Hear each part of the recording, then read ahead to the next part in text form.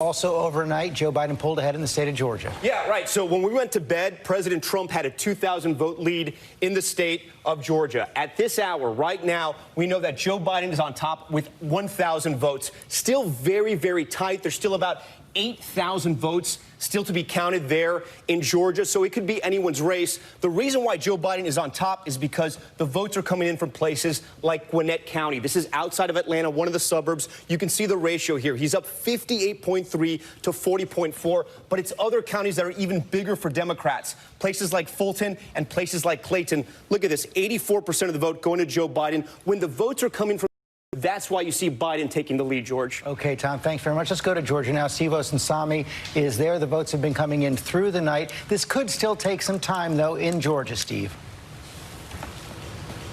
It could. We expect to hear more from the Secretary of State today. He's holding a news conference shortly where he plans to discuss some of the numbers. But, George, I just want to underline there are a lot of Georgians who are waking up this morning, both Democrats and Republicans, wondering what Georgia did they wake up in.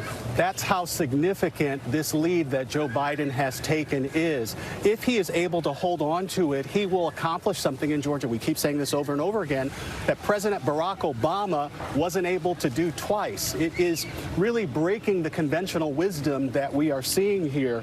And there are people on the left who are obviously celebrating and are pointing out that people like Stacey Abrams had a lot to do with this lead. And John Lewis, part of his district in Clayton County, was responsible for a number of these votes that fell in favor of Joe Biden, as Tom just explained.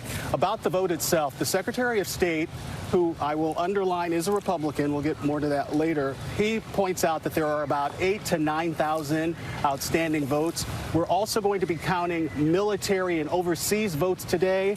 About 17,000 of those, I think, or so have already, 18,000 of those military and overseas ballots have already come in and are already counted. The Secretary of State believes that there may be about 9,000 potential more of those ballots that have to be in by the end of the day today.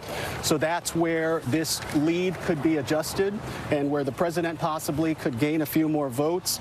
The other thing I'll point out is that there is this huge effort right now. There's a new ground war that's taking place. It's on the left and the right, with both Democrats and Republicans encouraging voters who may have had issues with their absentee ballots that can be fixed to do so by the end of business today. They call those cured ballots.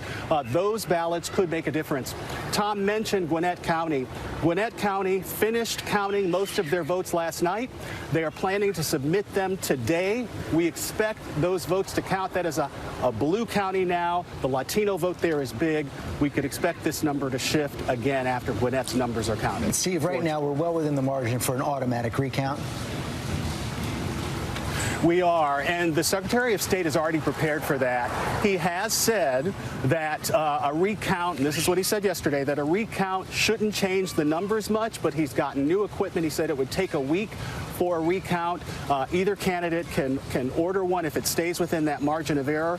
And something about the Secretary of State that I keep saying and want to say again is that, you know, for all of these allegations about Democrats stealing elections and some of this notion that the election is being stolen, that's not going to play as well in this state where Republicans control the legislature, the governor's office, and where the Secretary of State, who runs the elections here, is not only a Republican but also a supporter of the president.